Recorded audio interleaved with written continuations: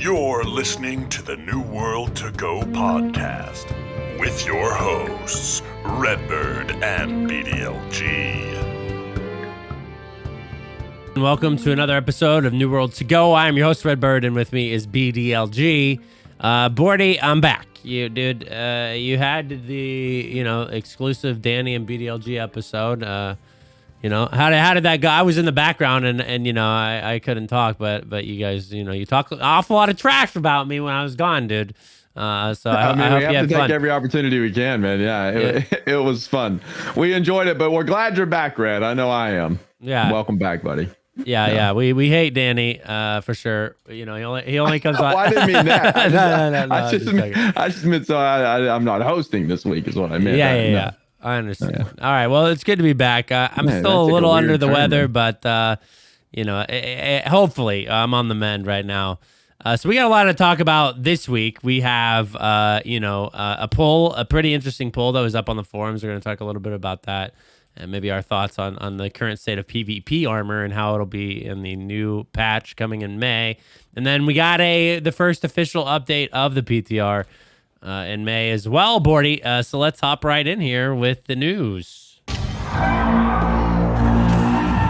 All right, so they put up a poll on the PTR about what armor people were using in the arena. Of course, the arena is only available in the PTR. So, right now it's just kind of with all the nerfs to light armor and everything like that.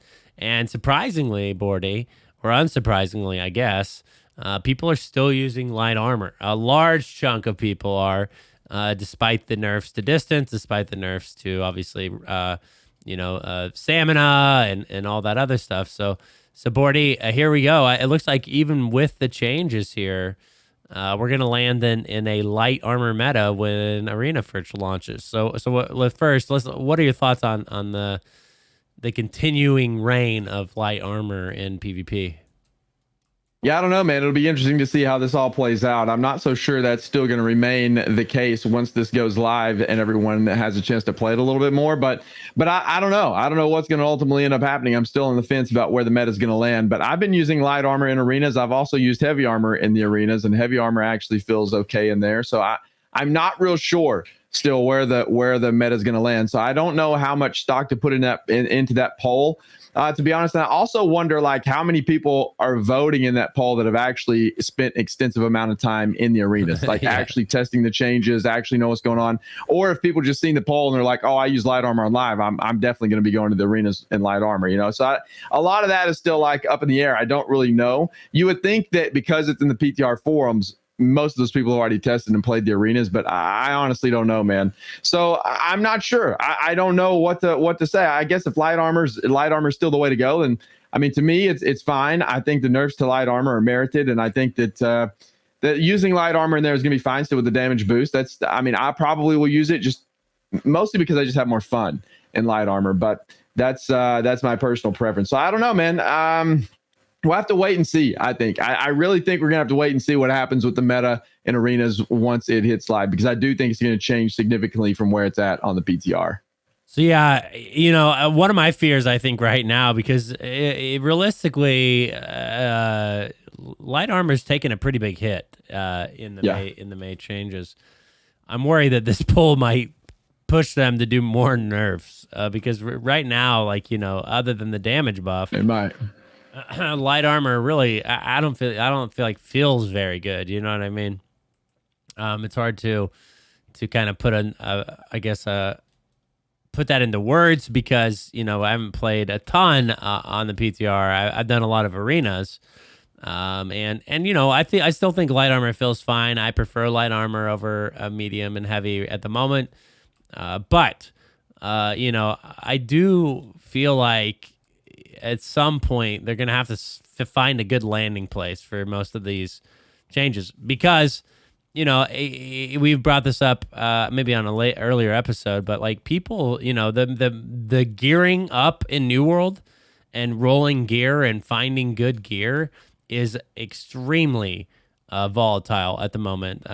This weekend I spent $100,000 on rolling it for a chess piece and got nothing usable. So, you know what I mean? It's just, it's people are spending, it's ridiculous, bro. And so people are spending like a hard-earned time in the game to get these armor sets to compete in PvP and stuff. And for it to have these big of sweeping changes like that's going to happen in the May update can be off-putting to some people. So I hope they can find a good place here with, you know, where they want these pieces of armor or these armor weights to land, and they can kind of stay there because, you know, in my opinion, obviously, like, light armor should obviously be high risk, high reward, right? You take a lot of damage, you deal a lot of damage type of thing.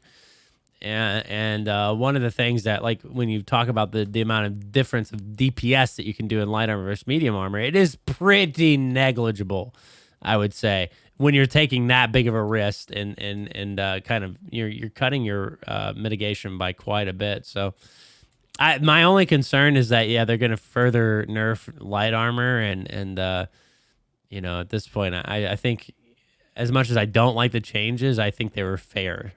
I just hope that they don't go too far and make all the light armor that we've been rolling for, you know, months and months and months. I hope they don't make it all, like, basically useless.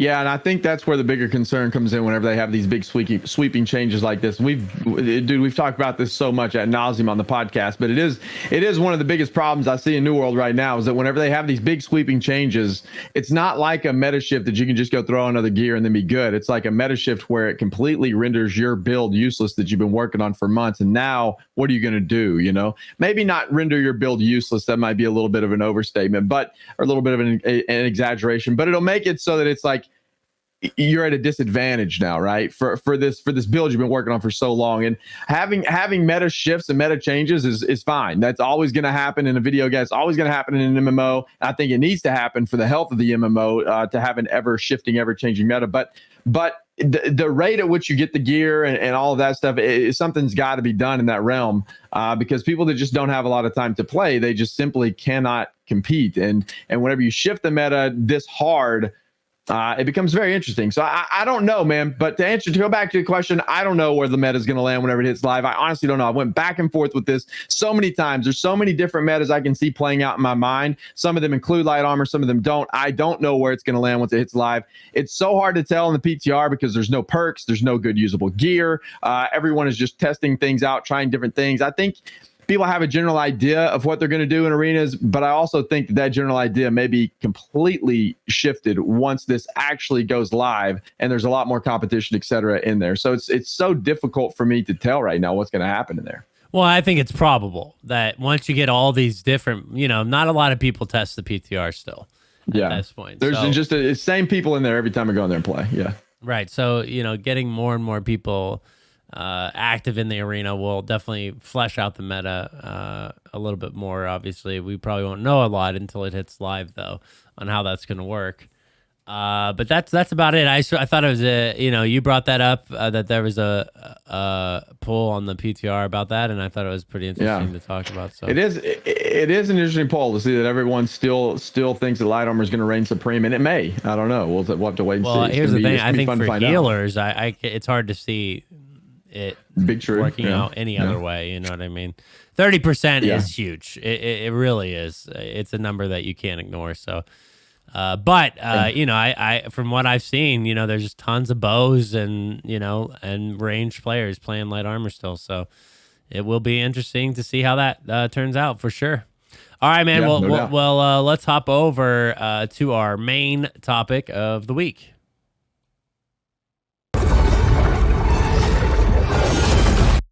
I just fat fingered a button there. It's okay though. We made it through.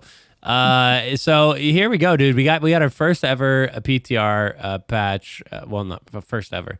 First one for May. Now these are pretty important, Bordy. These actually have been like, you know, now that they are putting the PTR up early enough to kind of make these sweeping changes, it is interesting to see the life of these patches and kind of the changes they go through. As they are on PTR, which is, you know, one of the things, and we just spoke about a little bit about this, Bordy, is that there aren't a lot of people testing. So I wonder how these changes get worked out and, you know, what changes. I mean, I know they'd use feedback from the forums, but It's interesting to I think see. I think they do have an internal testing team to test. Yeah, this stuff. I was gonna say. I think a lot of it comes from them too.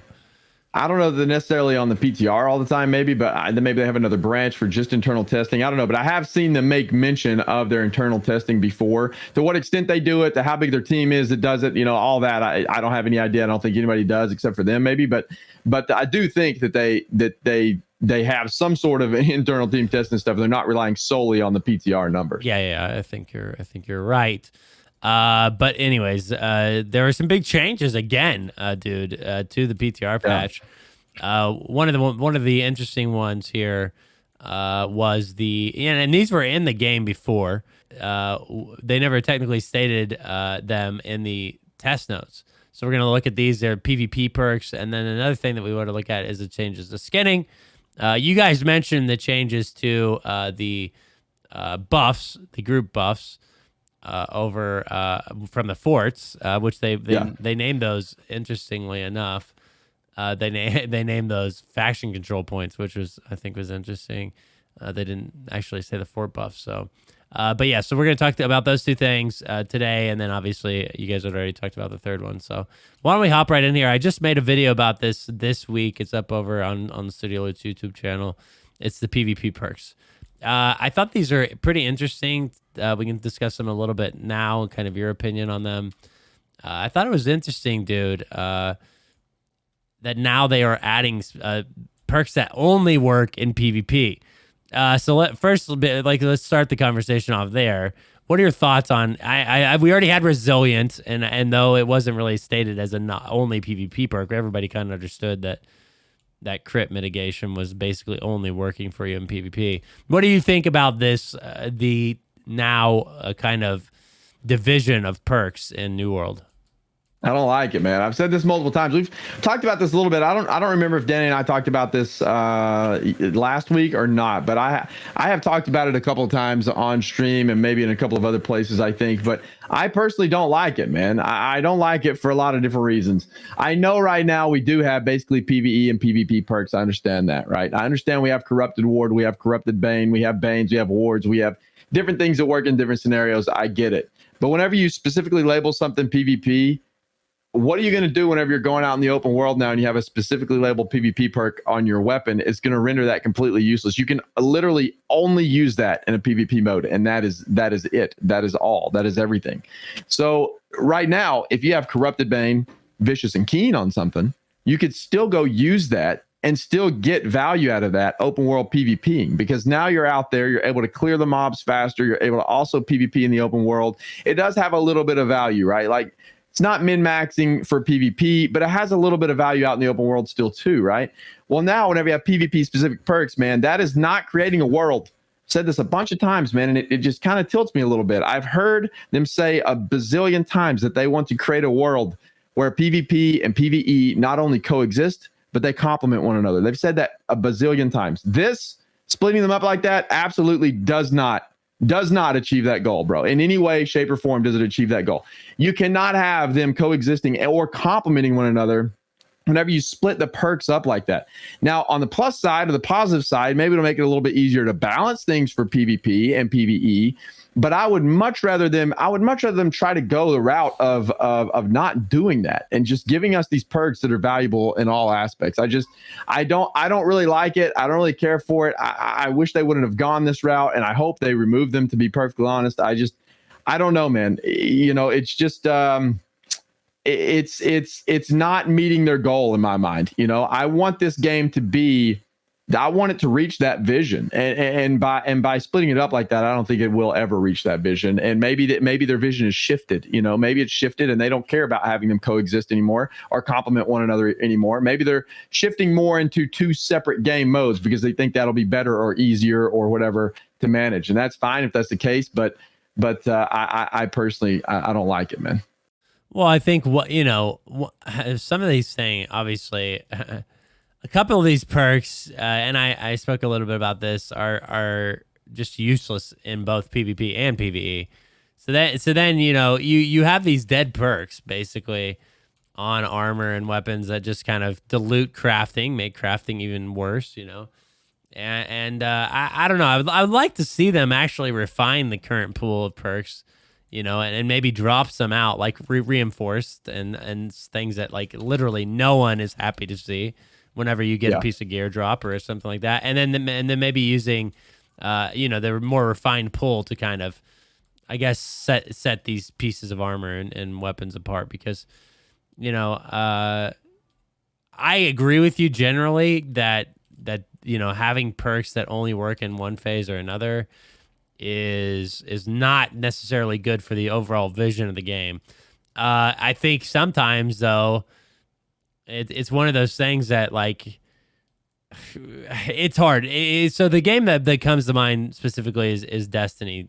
Destiny had a lot of problem with the sandbox, which is I think what's generally labeled between the two, PvP and PvE. They had a lot of sandbox problems with balancing and everything like that, and eventually led to obviously how they deal with damage and everything like between PvP and PvE.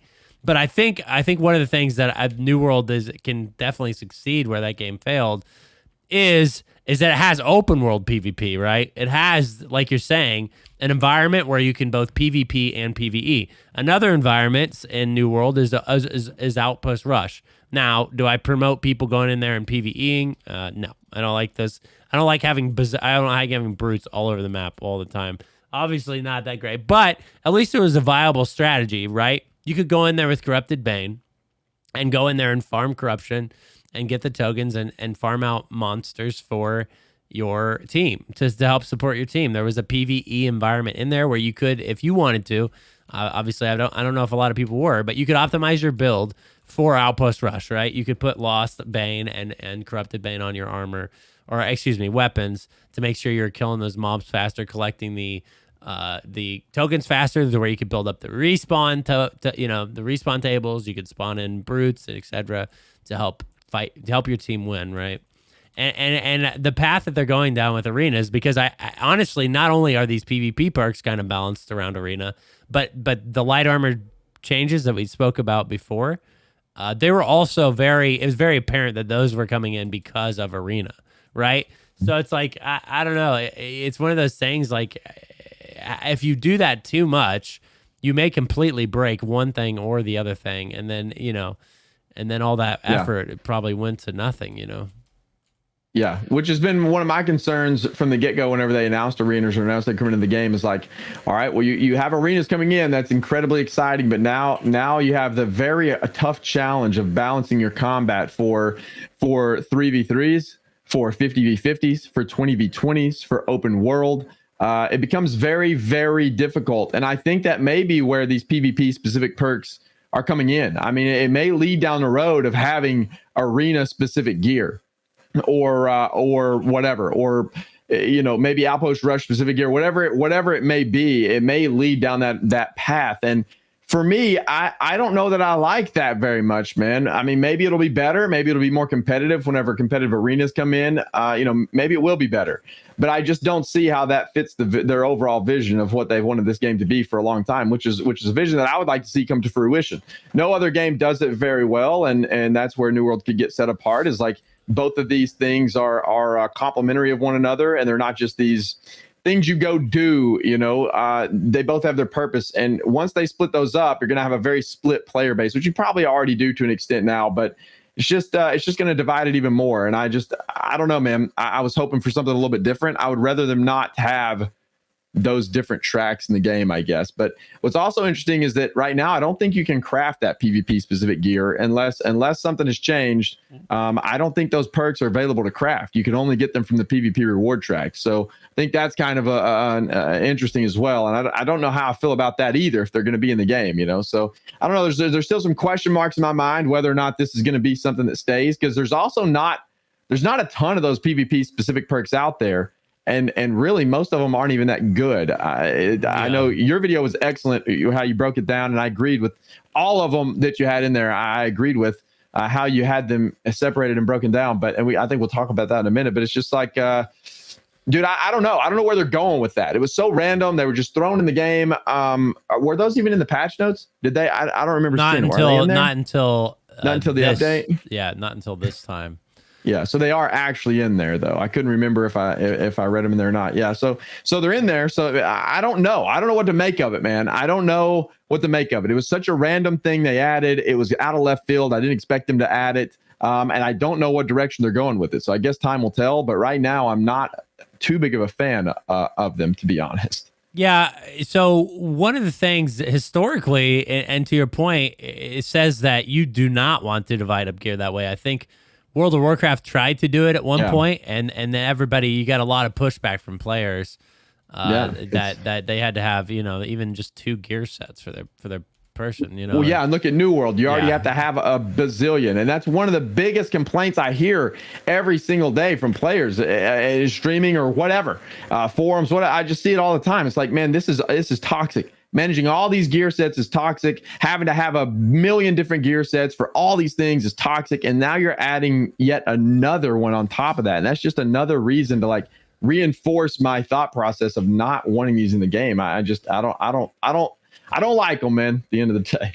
Well, I think they really do need to look at that and make a choice. Like, okay, well, we want to make sure people can have the RNG and shower people and loot, and that's fun. I think that's a great way to go. Is there's going to be, you might need a special gear set to do certain things, but you get so much loot on a daily basis, it doesn't matter. You have a good chance of getting something. Yes, a good chance of getting something. And crafting is really the only place. Well, okay, crafting, and then most of the expeditions on the M10s don't give viable gear. They have reinforced in the pool or, corruption resistance and all those other dead perks that people don't care about and don't use generally.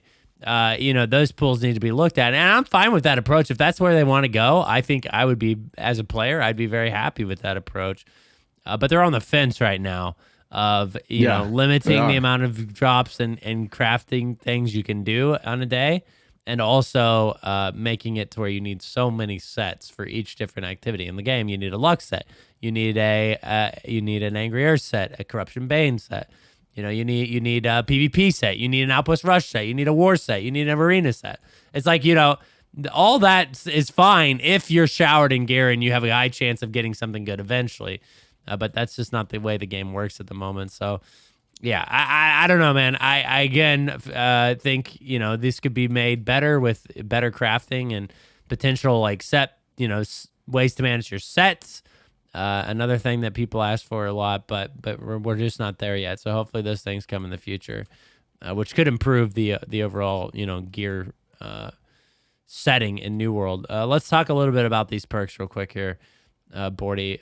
Now that we're kind of completely in here, the first one is penetrating backstab. It's only in PvP, of course. Backstabs penetrate 10% of players' armor. And this is the same for headshots.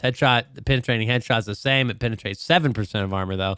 And again, you're looking at these 2 perks, and obviously we have something very similar to both of these in the game already with Vorpal and Rogue. So, what is your take on the 2 penetrating perks? I don't understand. This is where I get a little confused. I don't understand them, man, because they're a little bit different in that they penetrate your target's armor, and so you may end up doing a little bit more damage, I guess, with these than you would Vorpal or Rogue, just strictly because the armor pin versus the flat damage you get, depending on the type of mitigation your enemy has, et cetera, et cetera. But you made great points in your video about now you're basically a lot of these perks, you're hoping that your opponent is doing something different. Like, it's not in your hands anymore as a player with some of these perks. So, I don't know, man. I don't know in what world you would really want to run either one of these other than just Vorpal or Rogue. Because right now, Vorpal or Rogue, you still get the benefits of those in PvE as well. So why wouldn't you just roll that on your armor or your gear and have those perks versus these PvP specific perks that penetrate more of your armor? Unless they're just way, way better in PvP. And on paper, I don't see that being the case. So, well, I don't know, man. I'm confused. I don't know why these are even there. Yeah, the only way that if there's a heavy armor meta or something where people are stacking resistances, obviously these get a lot better over time. Yeah, as we just talked about, we're in a light most of the time. I think most people are going to play, and this is the nature with MMOs in general. I think people are going to play the thing that's the most competitive right now, and it probably will continue. Light armor is still the most competitive armor to run, and because you're taking the the aggression stance, which is generally seen as like the best approach to combat in the PvP and MMOs and everything like that, is that you're taking the damage into your own hands and you're placing it on skill, right? Light armor is high skill, high reward, and I think most people will take that approach. Obviously, we may land in a medium or heavy armor depending on future changes, and then at least I guess there is an option for those metas to people just run a bunch of pen and kind of combat that. But yeah, generally I think I agree with you 100%. Like Vorpal and Rogue are both good in PvP, and I would say they're both good. They're both good in PvE, and they're viable in PvP. I don't think a lot of people, depending on obviously great axe. Rogue isn't. I don't even think Rogue's available on some weapons, but maybe that's the difference here, Bordy. Maybe penetrating backstab is available on all weapons versus just like a few. Yeah, maybe so, and maybe it is, and I just there's so many questions I still have in my mind about it, Red, and maybe you're right. Maybe it is going to be available. Dude, I don't know, but I don't know. I still can't wrap my mind around where they're heading with this whole system. Whenever they're adding perks like that into the game, I understand that it could be better in certain situations, but then whenever you're going into arenas, it's like, okay, well, I guess you would specifically build out to beat certain metas. I don't know, man. I'm just, because then what if you get into I don't know. I guess it'd be like that anyway, because you're going to be building out to beat certain metas anyway. You're going to have a specific team comp or whatever anyway. And so if you come up to something that counters you, then it is what it is. But it's like, I don't know. I just can't. I'm having a very hard time wrapping my mind around where they're headed with these PvP specific perks. They're so similar to the other ones. I understand they're different in the armor pin, et cetera, and the way they deal damage. But I'm just having a hard time right now wrapping my mind around why these are even a thing and why they're introducing them into the game now. And I don't like it. But we've talked about that enough. These two specific perks, I don't know in what world, unless it's a super heavy armor meta that ends up being in arenas. I don't know that anybody's going to even use these perks. Yeah, and it might be down the line that they become viable, or maybe they even get changed. Who knows? But generally, like right now on paper, in a vacuum, they don't seem like something that a lot of people are going to seek out potentially. Yeah. Fractured Rend and Fractured Rend is basically when block breaking a player inflict rend. Block breaking isn't, again, something necessarily that you can plan on doing to a lot of your opponents. So when it comes to PvP, not necessarily a great perk. Let's add one. There's always better options. There's Sundering Shockwave. There's Armor Break. There's all kinds of other options that you can rend your opponent for that doesn't require to break a block that you can control. And that's that you can control. And I just don't understand. And I hate to keep obviously plugging the video that I did, but the thing is like you'll find that most of this stuff in PvP, that's the deal breaker in my opinion. Is can you control the outcome of this particular perk? How often can you reliably proc these perks on your gear? Because, this is another discussion is there is a big three out there that these perks have to compete with on a general basis. It's freedom, resilient, and refreshing. And those, the great thing about them is they're always active. You're always getting benefits from them. You know what I mean? When you go into a fight, a 1v1, a 1v3, a 3v3, a 5v5, you're always getting the benefit of these perks. No matter what situation is, right? If your opponent crits you, you get the crit damage reduction. If you get CC'd, which happens all the time, you're going to get a reduction in the time you're CC'd. And then obviously the refreshing the cooldown resistance. You're always getting that base cooldown reduction. So, I think when you're putting these up against those perks that just generally perform on a regular basis, it's very difficult to see these finding their way into the meta.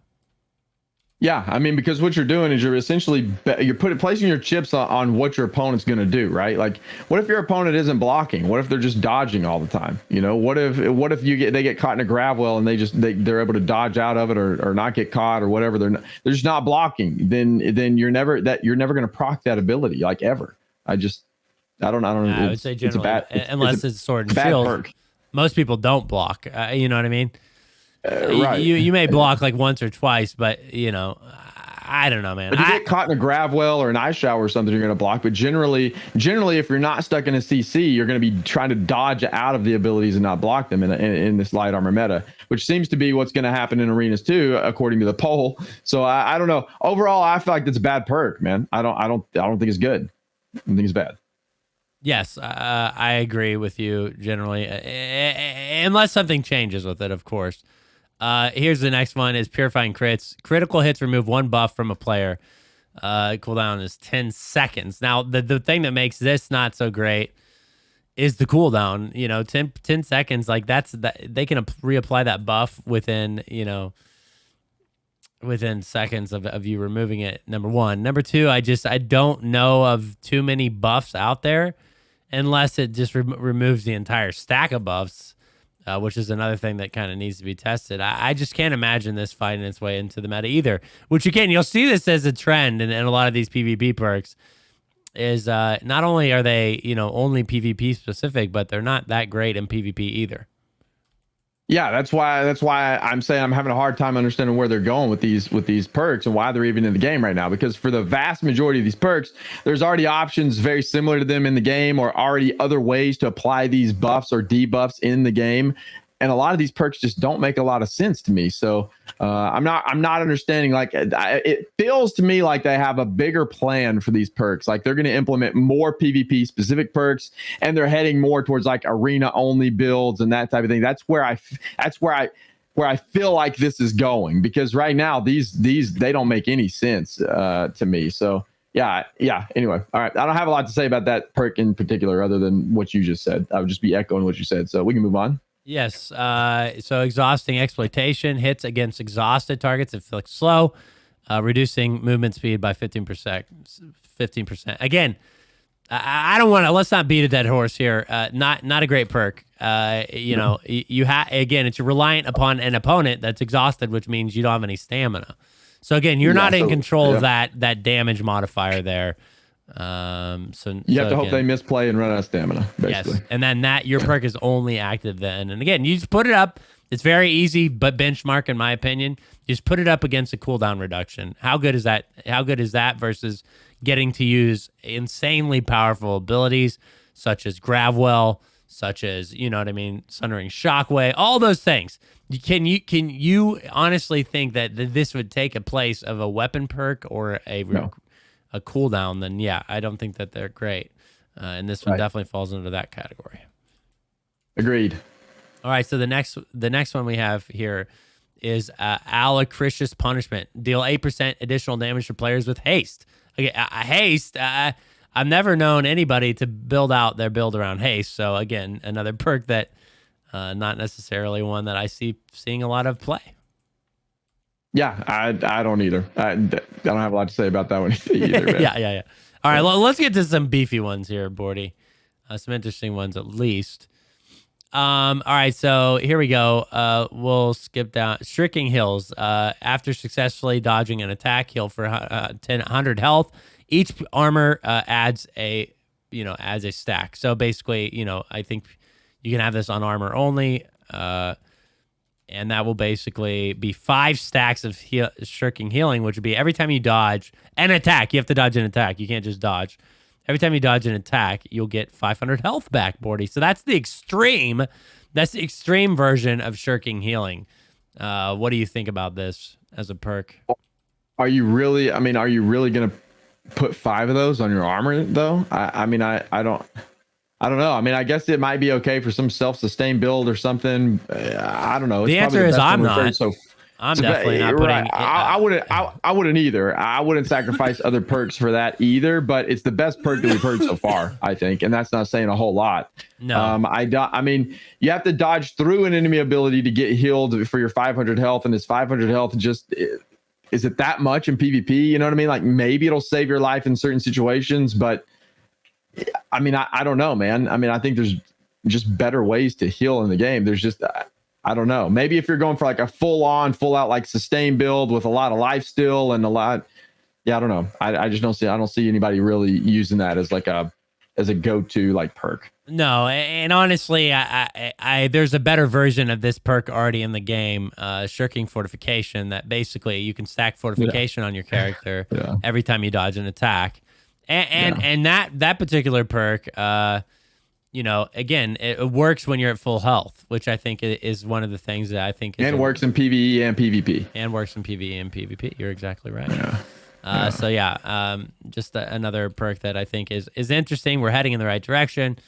But one of those that I think rarely are going to find their ways. I mean, obviously, if you're doing like a meme build or something like that, where you're trying to like, I want lifesteal, I want healing and divine and all this stuff on my armor, so where I can just heal, self heal for a bunch of different stuff.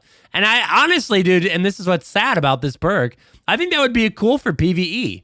I think it'd be a cool little build that you could run around and solo a bunch of stuff, and have this. You know what I mean? Yeah, true. But unfortunately, it's a PvP only perk. So it's like, the shirking healing might be fun in PvE. But again, you're kind of taking that away from a lot of players' choice. But hopefully they do change their outlook on a lot of these things. Just because, again, they're not very strong in PvP anyways. So why not let PvE players have fun with them? So here we go. Sturdy fortification, blocking attacks, adds a stack of 4% fortify on self for each block. Now, this is an interesting one, specifically for right now. Sword and Shield is found its way into the meta. I think it's pretty interesting for Sword and Shield. This perk is. Yeah, it's not a bad one. This probably inches out the health one, I think, by a little bit. I think this is not a bad perk. There's other ways to stack fortify, I think, but it's not terrible. I could see some situations where people might want to have this on their gear. Yeah, but and this is like counterpoint to my point, I guess, is like most of those builds that are using Sword and Shield are trying to one-shot you with their blunderbuss. So how much do they care about like fortification when they, you know what I mean? When really they're just trying to kill you, one-shot you anyways.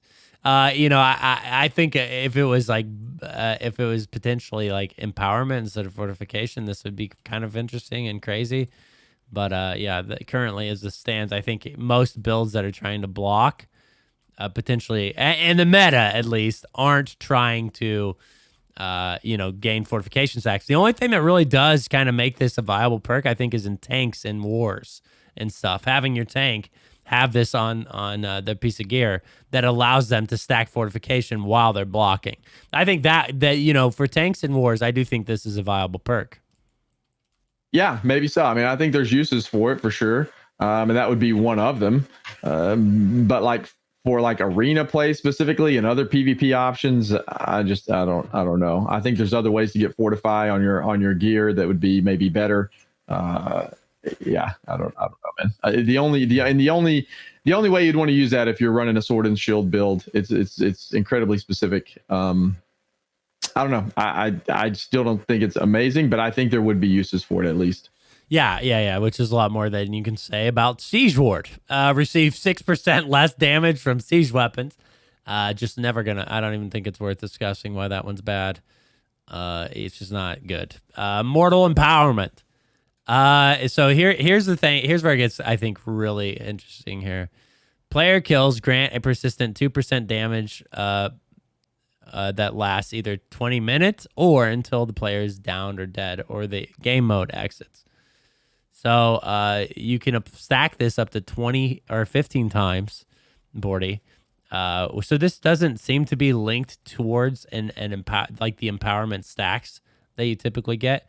This is like a separate thing. It says do present damage bonus that lasts 20 minutes or until they're dead. One of the things that like really like is crazy about this perk is in wars and OPR. Just think about, you were just talking about this beforehand and like how like kind of easy mode Bruiser was at the moment. Just imagine a good Bruiser with Mortal Empowerment on, having a 30% damage buff up during those two activities, just raining havoc with Maelstrom and Gravwell and everything like that. This perk can get very interesting in those situations for sure.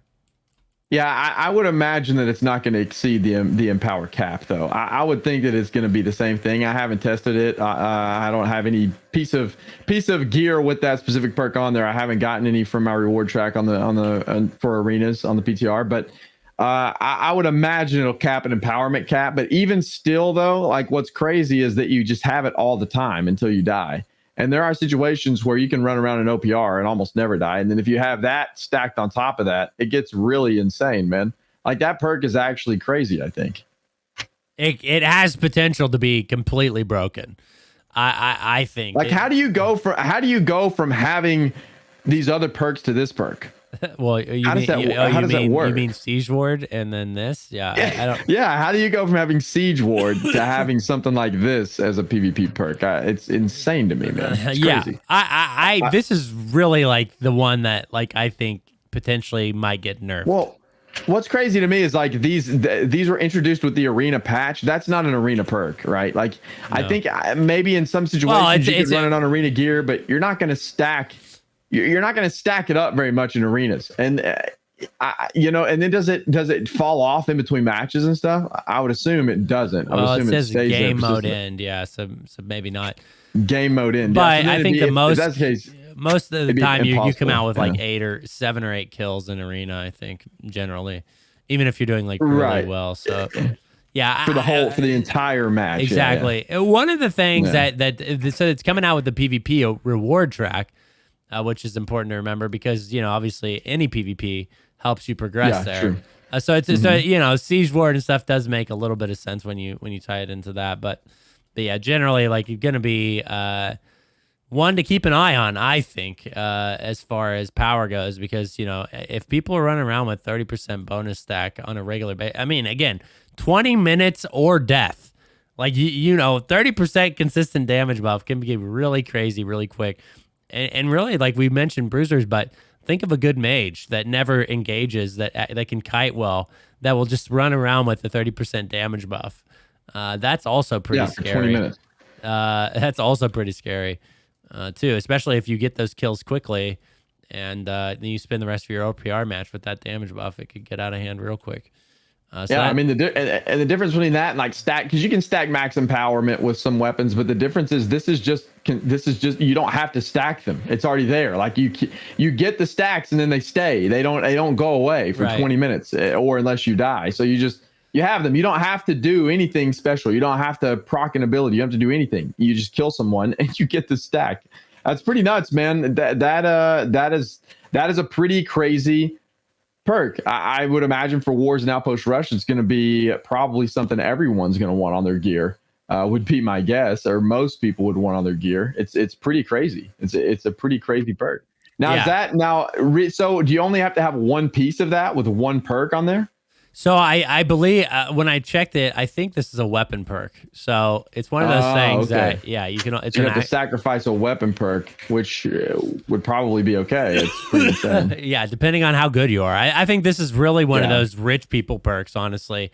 And when I say rich, I mean skilled. You're going to need to be pretty confident in your abilities to trade this out over a keenly empowered or a chain weapon or whatever the popular third perk is on a lot of weapons.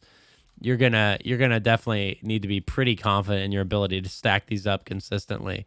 And if you can, dude, I really like this is gonna be a great perk. Especially it's definitely gonna excel on bruisers, man, because right now, like, I just put together a bruiser build. You go into OPR and you just one shot people with Gravwell Maelstrom and they're dead. You can just stack those perks up very, very quickly, and then you go in there and your Maelstrom just gets so much stronger. That'd be insane, man. For these particular builds, it's going to be crazy. It will be indeed. It'll be one to keep an eye on for sure. Again, that is Mortal Empowerment. So, guys, look out for gear on day one for that. Invigorating Punishment. Abilities deal 3% bonus damage per buff on target. This is another really interesting one here. Bordy, I do think generally we run around with a few buffs on us that generally in most builds have a several amount on that. One thing I did not test or I don't know is how it works with like food buffs and stuff like that. What I was about to ask. Does it proc with a food buff like Ash? So that'll be interesting to see. But generally, I think most of us have from our abilities and passives and stuff in our weapon trees, and I think we do generally have, and then obviously like shirking fortification and then keenly empowered or whatever. We usually have buffs up on us regular. You only really need to get, I think, to like 3 or 4 buffs before this becomes pretty interesting as far as damage goes. Yeah, it's a pretty interesting perk for sure. I don't know. Is that going to be better than the perk we just talked about, though? No, I don't think so. Because again, this is, you can't control how many buffs your opponent has on you, but you can control how many people you kill. So yeah, I think generally the control from the mortal empowerment exceeds this perk, but it's just an interesting one to keep in mind as far as buffs goes, because who generally has a lot of buffs on them boardy? Healers. Yeah. So this could be a good anti-healer perk for sure. Yeah, it's an interesting one, no doubt. Those two are pretty interesting perks for sure. All the other ones we've talked about up to this point, not so much, but yeah, those are pretty interesting. Well, we're going to end on another interesting one, I believe, and that is, whoops, I just lost my list here. That is shirking and power. So after successfully dodging an attack, obtain empower, increasing damage dealt by 4% by 10 seconds. Refreshes when a new stack. So basically, if you dodge another attack, you will get another stack and a re-up on the 10 seconds. This can stack up to 4 times, so that's a 12% empowerment buff. Is an interesting 4%? Yeah. It's 16%. Yeah. Sorry. I don't know where my head was at there. Okay, so yeah, so basically, 16% empowerment. I think this is going to find its way onto some builds, because shirking fortification did, and this is more of an offensive perk, something that you can kind of dodge a few attacks in a duel or in a 3v3, and then punish with your counterattack. I think this is a good perk, and I think it will find its way into some builds. Well, I think if the meta stays similar to what it is now, I think it will, without a doubt. Without a doubt, I think it will. The light armor meta, the dodge meta, the whatever you want to call this meta we're in right now, I think it will absolutely find its way into some builds, because that's not a bad perk. Is that an armor perk? So this is another one that is this is what makes it more interesting. I think it's only found on amulets, I believe. Only on amulets. Yeah. Okay. So this is one of those amulet exclusive perks. So then the question becomes, what do you give up for your amulet perk? Because there's not a very large pool of amulet perks out there. So then what do you give up to put that on your amulet? So the general, what is the general? You want health and divine, right? Healing received and heal. Health divine, refreshing, probably something like that. Yeah. So it would take the place of your cooldown reduction. Maybe sure, refreshing. I think, and maybe if you're running, honestly, and then we talk about having a bunch of armor and a bunch of builds. If your current 3-man in the arenas doesn't have a healer, well, then you don't want divine on your amulet anyways. That's an expensive piece to trade out. But yeah, that's always an option. If you don't have a healer, why do you want divine? I don't know, health pots. Yeah, health pots, but that's about it. Yeah, but I mean, divine obviously gets extremely more powerful if you have someone healing you in the group. But we're running berserk or something like that, maybe. Sure. But yeah, this is one of those perks I definitely think is good alone, and I think when you talk about it being on an amulet, a general piece of gear that doesn't tend to increase your amount of damage you can deal. I think most of the amulet perks are defensive. Then this does become very, very interesting. I think we will see this perk on a lot of amulets in PvP. But yeah, because you're right, you can stack that on your amulet and just instantly gain more damage where you didn't have it before. So it's like an instant increase in damage, because you can't get that on your amulet right now. So like all the other perks we talked about, it's like, well, you have to almost sacrifice another damage perk to get additional damage type of situation. For the amulet, you don't. You're just instantly increasing your damage. Essentially, is what you're doing there. So yeah, I would agree with that for sure. Yeah, and so again, unless they change it, the current crafting mod in the PTR is an amulet exclusive one, similar to like divine or health is. Wait, you can craft that one? I didn't think you could craft any of these PvP specific I believe perks. So. I'll double check. We can follow up on the next episode. But the research I did for the video.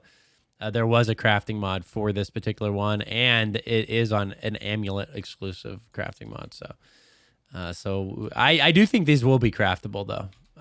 All of these perks will be, Bordy. But I think when you're talking about earning them, you're primarily going to earn these drops in the PvP reward track. So I guess both are true. But so that does it for the PvP perks. Just generally, like, I think again, sad to see the direction that they're taking, but also kind of a lot of these perks are a little underwhelming. So hopefully they do put the ones we actually want in the PvP reward track too, Bordy, which is resilient, refreshing, freedom, shirking, fortification, all those ones that we are looking for on our PvP gear. Hopefully those are also on the armor and weapons and the PvP reward track as well. Yeah, which is, again, the interesting thing that I'm not sure where they're going with these PvP specific perks. I don't know. We'll see, man. I don't want to beat that horse to death anymore. I'm curious to see what the future holds with these specific gameplay style specific perks. It's going to be very interesting to see how this plays out over the long term. For sure. One thing that we haven't talked about and that I do want to talk about is now they're having arena specific consumables. We all asked for this change and they did it, dude. Now in arena you will have a specific set of potions and stat food that you will be able to use in arenas for free right before your matches, dude. So I think generally this is a good change. Yeah, dude, I think this is an excellent change, and I think it's something that they listened on and adjusted quickly.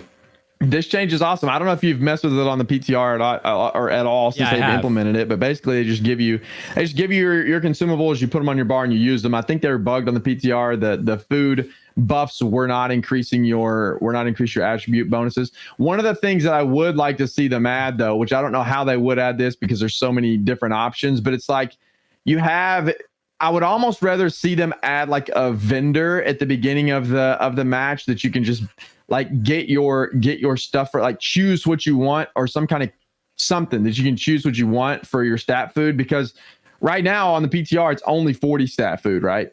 And like my build right now on live is almost built out, so I need split stat food. I mean, I can probably adjust it to make sure I can get full stat food, but I just wish there was more options there for the food. And if they just crammed them full of your inventory, it'd be kind of messy. So it'd be nice to have like a vendor, an arena vendor or something there in the spawn area somewhere that you could just get your stuff from, like choose which food you wanted and then move on. But other than that, I think it's an excellent change, man. I was very pleased to see that come into the game. Yeah, the only thing that I think now is an interesting conversation is the use of like honing stones and bark flesh and what is it, bark flesh or oak flesh? What is the oak flesh bomb? But I could have swore they said that stuff wasn't gonna, like, you could only use arena specific consumables in the arena and not the other stuff. Maybe that is true. I slotted them. I don't know. I slotted them. I never used it. So that's something I need to test still, but same. I haven't actually tried to use one, and I don't know why, because now I'm sitting here thinking like, well, why didn't I just try that myself? But I slotted it and it slotted. So yeah, I just don't think I ever used it. I haven't tried yet either, but that would be I think in my mind, that's the ideal situation, right? Like you don't let the super rich players go in there and dominate because they have all the consumables in the world to be able to use in there. I think that creates more of an unfair advantage than maybe is already in there with the amount of wealth distribution in the game. So I would like to see it arena specific only. That would be ideal. I think like whatever you get, that's what you can use. You can't use anything else in there. And if the notes said that, hopefully that's a bug and they'll eventually fix it. I don't know if they did or not. I might have dreamed that up, so I don't want to confirm that. But yeah, okay. I thought I read that, but dude, who knows, man? Yeah, I appreciate the mitigation of cost on the potions for sure, because those are extremely expensive to use. So yes, so hopefully we'll see more things like that. All right, man. Can you think of anything else to talk about the changes on the PTR? Not that I know of right now. I think after the patch goes live, we'll have tons of stuff to talk about, which I would imagine is still a couple weeks out. So I would think we'll probably get another pass at patch notes to talk about next week. But as for now, I think those are the big things. I don't know that it's really necessarily worth talking about like fixes to weapons, etc. yet, because I think all those are going to continue to get adjusted. And I don't think there were a lot of changes. I'm looking through them now. I see some things with the fire staff, but there wasn't much there to talk about. So no, man. As far as I know, I think that's about it. All right, man. Well, let's head over to the company of the week. All right, Bordy, take it away. All right, so we got a short and sweet one here today. It's called Bear Claw. They're on NA East. Their faction is Syndicate. They say that they're looking for recruits to join them in the quest to claim Windsward. That is the territory they want to claim and own in perpetuity, so it seems. So it says play solo or join in with the group. They want you to message Dova Bear in-game to be added to the company. And that is it, man. Short and sweet. They just want a war for Windsward. They want to own it. They want to be the king. They want to be the dictators of Windsward, man. Well, hopefully that worked out for him, because literally everybody wants that. So yeah. It turns out that's a profitable territory now. That's profitable territory. Yeah. I don't know if they own it or not. It doesn't say in the description, but it says that's what they want to do. So there you go, man. If you're interested in joining them, go check them out. Bear Claw. All right. Well, we thank you guys for listening again, for continuing to support us over here at New World to Go, over at New World Fans and newworldmap.com. Thank you guys very much for just, coming into our Twitch chats and saying that they listen to the podcast. It's always good to hear people say that. So we enjoy doing it. We hope you guys enjoy listening. And we will see you on another episode of New World to Go.